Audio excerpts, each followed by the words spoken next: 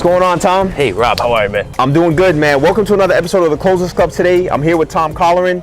He's a builder extraordinaire here in the city of Boston, and we're on one of his projects where he's going to give us a tour after we talk a little bit about how he got into real estate, what it's like to be a project manager, developer, and a GC, and what advice he would give to folks out there who are looking to get into the construction industry. So, Tom, tell the folks out there a little bit about who you are, where you're from, and how you got started in construction. Yeah, my name's Tom. I'm originally from New York. I came up to Boston for school, and actually always thought I would move back to New York at one point, but stayed, started to build some business here, and this is my home now. I live here with my wife and 2 little kids. We're the Elevated Companies. We're a South Boston-based development company. We self-perform all our own work. We do GC for some other owners, and we have a fully integrated brokerage. Excellent, man. So I'm going to jump right into this, Tom. We're going to talk a little bit first and foremost about your mindset. Yeah. What motivates you every day to get up, get on a construction site, and get after it? So it's funny you brought that up, because like mindset's my number one. My partners and I talk a lot about like strengthening it and keeping it going. I love what I do, man. I love to build buildings. I don't really have trouble getting out of bed. It's something I'm happy to get up for. Like, I'm not one of those people who's scared of Mondays. Like, it's what I like to do. I love that, man. Yeah. They say that in the construction industry, it can be very challenging because you're dealing with difficult personalities. What does it take to successfully manage all the personalities that you encounter on a job site? When I was younger, I think that I was very, that was daunting to me. It's overwhelming. Right.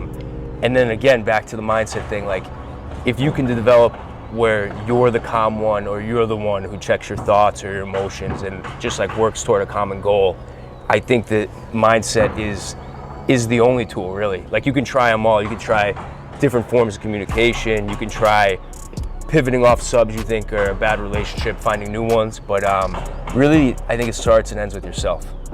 Excellent, man. No, I agree with you totally. I think with our mindset, we're able to control ourselves relative to someone else coming at us with maybe something that we weren't expecting, or some negative energy, or someone kind of pushing back. Yeah. If we remain calm in that situation, I always they can't find, get you. Correct, they can't get you, and cooler heads eventually prevail if they're reasonable.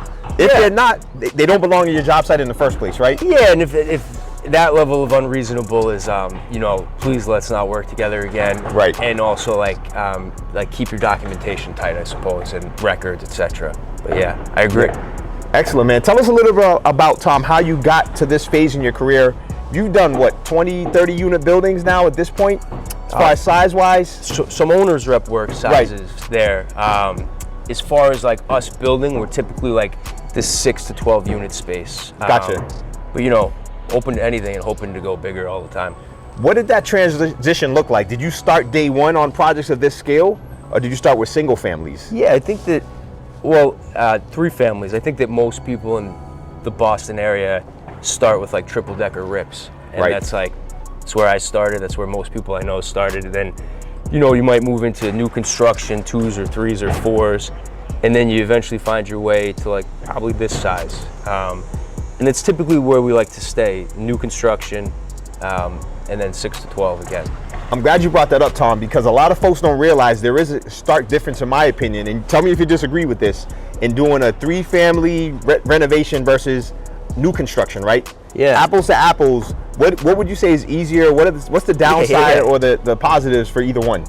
I think it's a great discussion. I think that new construction is often easier. You can't always know what you're getting into in a reno until it's all the way open and you're planning it while you're in it. New construction, you can plan forward a good bit more. And like delivering a new joist package is far easier than, say, retrofitting one into an existing building. And then additionally, these like 6, 8, 10s, I almost feel they're the same amount of work as they have, they do have their step ups, but a 3 or 4 is going to take you quite a long time also. You might as well be in a more efficient place. I love that, man. Make your time count for what it's worth, right? If you're going to build a 3 and you can get 6, get the 6 and do it, right? Exactly. No, that greater totally makes sense. sellout or more protection on risk. Yep. I agree, yeah. Excellent. So a lot of our audience are basically real estate investors and developers. And a big part I always like to ask fellow investors in the business is, how do you find your deals, Tom? Yeah, what would you say the key to consistently finding deals? It's funny, you and I know each other through Level Up. Yep. The current setup, which is really awesome, is another gentleman from Level Up, Devin, is with us in-house and kind of running full-time mail campaigning, deal sourcing. We're very excited to have it set up that way and like reach for more. Excellent. Do you think that's one of the keys that has allowed you guys to scale by bringing basically an in-house acquisitions team as part of your team to make sure you guys consistently find deals? Has that been helpful? Is that really the secret sauce? Well, I think the secret sauce is partners and like people to lift you up from your weaknesses. Like the truth is, finding deals has always been an area that I find inefficient. Like I'm like, are we really sending mail? Like that's what we do in 2024. It sounds old school, man, but it works. So right? it's never been an area of strength for me, or an area I've like looked to strengthen. So I think it's a secret sauce in the sense that I want to partner with the guy who's into it, and Devin is a guy who's into it. He's like knows the system, improves on the system, really enjoys it. So like that's my answer at least. No, I love it because it also leads me to talking about delegation. And allowing people to play to their strengths. And I feel like your team, I know a few of your team members, and everyone that I've met, Tom, is solid. Including yourself, man. Quite a squad. Absolutely, and everyone stays in their lane. You know, you're an expert in the field, on the site. You know, from the construction side, JD's handling a lot of the financing, I'm assuming. You know, he helps with some of the deal sourcing as well. Yeah, we all lift each other up, and it's a great way to do business. Excellent, man. And how do you guys finance these types of projects? I know this is one you're building for a client. But for the ones you guys do internally, do you guys use bank capital, hard money, or is it a mix of both? Yeah, we've been lucky enough to work traditional banks for both purchase and construction, and then the equity is generally personal or friends and family. Nice. Day-to-day management on these projects. Who is the manager? So I know you're kind of at the global level of the company. So who's here every day? We've got a few rock stars. It's really evident right now in the sense that we've closed out a few projects and we're able to keep a man at a project more often because they're not spread so thin. And it shows. Like, we got some great guys. My little brother's like our number one. We got another gentleman, Jake, in the family, who's another Level Up referral. He works with us. He's awesome. But and then, you know, construction's a little nomadic. We're always bringing on new guys. Some of them go out on their own. Some of them find other businesses. But you know, we love to work with great people, so we keep our eyes peeled. Love that. Let me ask you this. What year did you start with Elevated? What year did you guys start and kind of come together as a company? 2018. 2018, gotcha. Do you feel like the market has shifted? And the reason I'm asking this question, the market or the industry has shifted in a way where it's harder or easier to jump into construction these days? I think it's got to be harder, man. We find ourselves, look, we really love this game, but it gets harder every day, and like, so we really fight to control what you can control. But like, to someone jumping into it right now with like construction costs, interest rates, insurance rates, like acquisition, everything up, it's got to be difficult to jump into. Correct, and not to mention low inventory, right? Yeah, that's a huge piece of this, man. It's and also, I think it's a lot more stringent. Like, whether you want to talk about ISD or the city, or you want to talk about energy code, or honestly, just sophistication, people getting better, like technology and reporting, or like people having a greater eye towards safety. Like, it's hard to wing anymore. You got to be like all there. And I think that's better, certainly, but hard. Absolutely. No, I totally agree. What advice, Tom, would you give to anyone now then, with that said, who's thinking about becoming a developer, you know, transitioning from fixing to flipping? Because that's a lot of the people I talk to. They want to kind of make the leap into the new construction side of things. What advice would you give to those folks? I think, again, man, it's partners. Like, I took kind of like, it was a little slower, but like a safe route toward it. Like, I would say I didn't jump in, and you got to surround yourself with great people. So like, if you're looking to jump from 3 to 12, maybe don't do it on your own. Maybe get yourself a capital partner. Maybe get yourself a construction partner. And like, maybe that sounds like risk adverse, but like, it's healthier. I couldn't agree more, man. Yeah, I mean, I think to that point, in addition to the capital partner or the construction partner, it really comes down to the mentorship piece, right? Because a lot of these guys don't realize, like, even when I fund a project, I'm a partner on that project, right? Yeah. I'm the partner behind the scenes, but Yeah. a lot of borrowers who are wiser, they come to me and ask me questions like, hey, Rob, how should we handle this situation if something comes up, Yeah. like an unforeseen expense? Is this something we can help with? Is this something they have to raise money Yeah, for? and that level Yep. of consult or sophistication, again, brings more. Like, you bring more than just money. You're like, hey, I've Right. been here before. I've done a lot on my own. Don't be afraid to come to me with a question. Like, I'm not the big bad banker. I might have the answer. I might have the tool for you to extend your financing or help you further. And I think that, like, the partner thing is, when I was younger, I wanted to be everything. Like, I wanted to find the units, build the units, sell. I thought that was the success. We all did. Yeah, and I don't think that's it anymore, man. I think you gotta be surrounded by great people. Yeah. Yep. And I've heard you mention that multiple times. And so my next question to you is, who is your Mr. Miyagi? Mr. Miyagi, like a mentor. Who's your mentor, right? Yeah, 'Cause you know, it sounds like you've had a lot of great people in your life in different capacities. So I don't know. curious. I don't know if I've ever said like, hey man, can you be my mentor? Like officially, but like there's a lot of great people. Like I got pretty close to like Dave and Dave at Cedarwood early on. I was lucky enough to work alongside them. Like they've been a great example. The building we're standing in, we're building for Capital Residential. John and Andrew there, I've known for a really long time. They've also been very supportive. But it's definitely always been about relationships for me. I guess there's been many, like I've like looked for them. And you see people, you're like, oh, hey, you're doing that over there. Like, how do I do that? Like, how do we, Right. what road did they take? And again, like that's the most informative road I think you can find. Like, hey, who's out there? How'd they do it? No, yeah, that's great, man. Yeah. But yeah, that's kind of been my path. I can tell you firsthand, I never asked for a mentor, but Yeah, I don't know. Do yeah. people do they actually say, hey, will you be my mentor? So nowadays they do, might, right? yeah, There's yeah. these mentorship programs. Yeah. Like I have one, and I've mentored folks in the past. Yeah. But even before kind of the new age, right, with the masterminds and the mentorship and all these different ways we connect digitally with each other and then sometimes in person, I had some key people in my life that mentored me. And again, I didn't ask for it, and I didn't even know it at the time. But like my very I don't first know boss, if I knew it. Yeah, it was like my first boss right out of when I was working corporate. I went into real estate full time, working for a new construction company, and you know he was a guy who was a commercial financer who would become a developer, and so I just soaked as much as I could. He gave you like just all the opportunity in the world, all the rope to hang yourself. You with. got it Yeah. right. Hang myself or turn it into a rope and climb to the top, Yeah, man. yeah, And that's awesome. what I chose to do. But yeah, so I think in life it's important for us to recognize it, and sometimes I think it's hard to recognize it in the moment, but when we kind of look back, we can always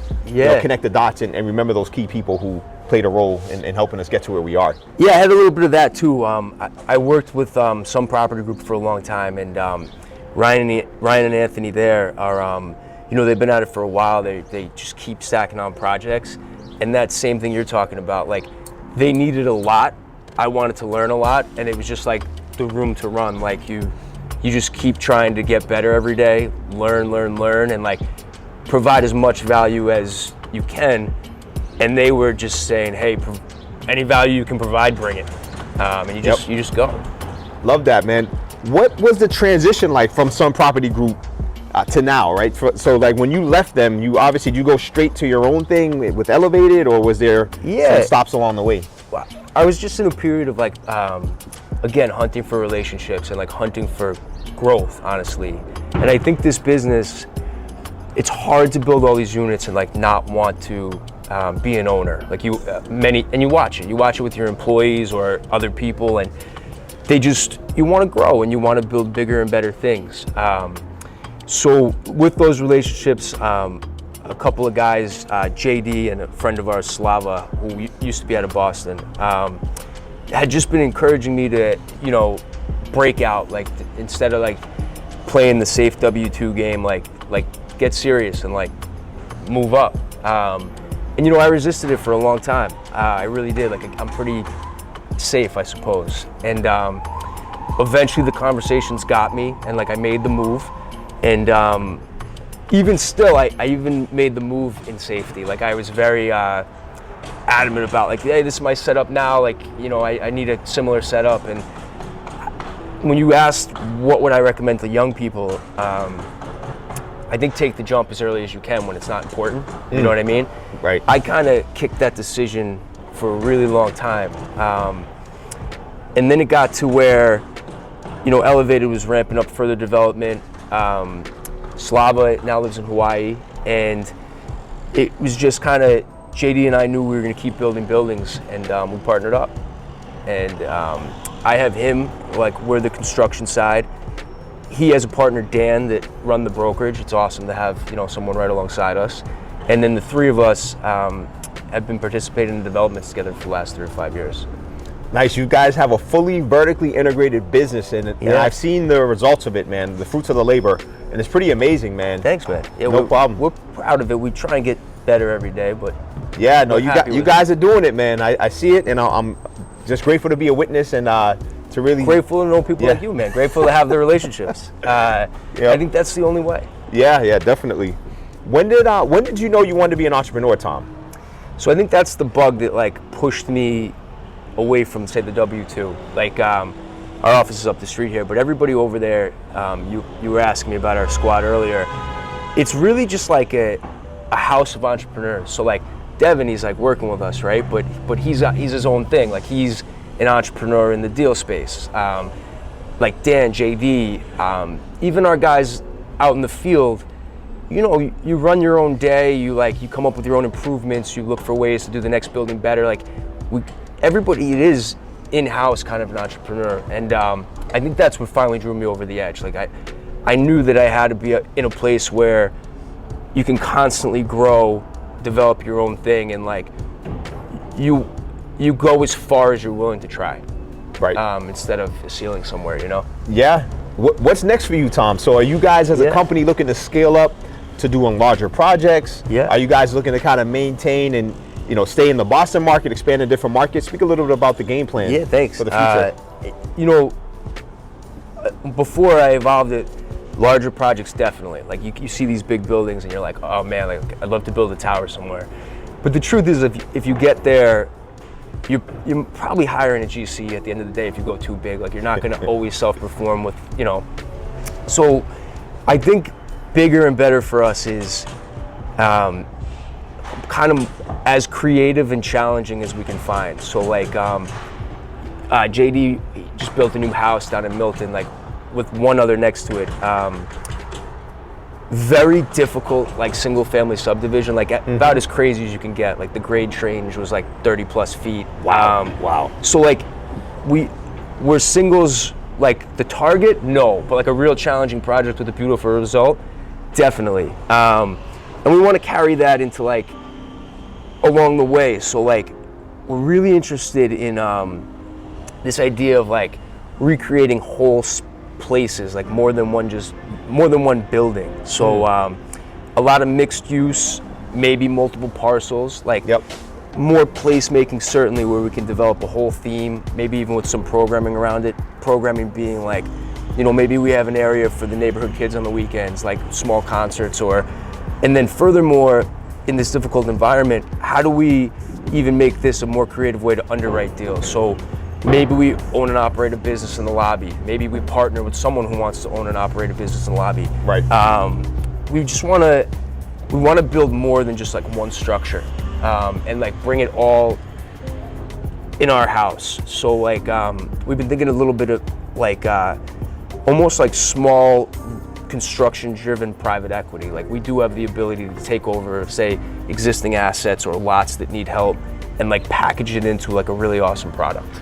I love that, man, because with that type of a vision, it's reverse engineering the traditional process, right? You're oh, we want 30 units here because we feel it'll fit, as opposed to let's create a community. Yeah. Let's create businesses and bring a team together of folks who want to be in an area, folks who want to, allow their creativity and allow their overall goals and vision to be kind of brought to the world, as part of you guys' process, man. That's pretty cool. Yeah, maybe it's 24 units, and the ground floor has say an amenity space for the residents that spills out to the common area, and exactly. Maybe you use that for the community to come to an art show or whatever anyone wants to host there, a block party. And maybe the one on the ground floor next to it is a nice bar and restaurant that the community can enjoy. I love Just it, man. I'm really obsessed with Ironworks over here. They like the construction execution was like near perfect, and as they executed, like they just rolled in awesome new tenants to the point where they just like, that's the coolest spot in the neighborhood. Yeah, it's crazy. Is. Yep, it is. Yeah, no, I love that, man. No, so it's been great that to see kind it. of thematic building of something greater than a building is what I'm after. That's what drives you guys. Yeah. It's a great vision, man. I can't wait to see you guys bring it to life. We're hoping to, man. Cool, cool. I've only got 2 questions left. Yeah, what do you got? So the first one is, what advice would you give to your younger self based on all the experiences you've had to date?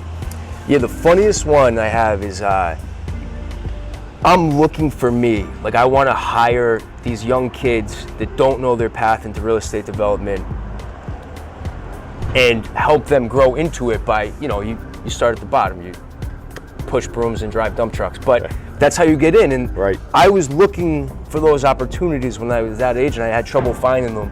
Now, like, there's so much more technology, etc. They should be able to pull it off. But that's the funny part. Like, look harder, I guess is what I would tell them, because like it's out there, and I'm looking to connect with them. I don't know what the best way. We'll get to that. Yeah, but that piece, and then like, I guess like I said earlier, shoot quicker. Like, do it when you're young. Yep. Jump. I love that. Excellent. Cool. Last question is, as far as you personally, this is totally off topic, not real estate related.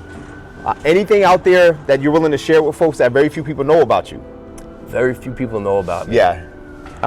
What are other people throwing out here? Someone talked about how they proposed. I found out Gaetano was a magician.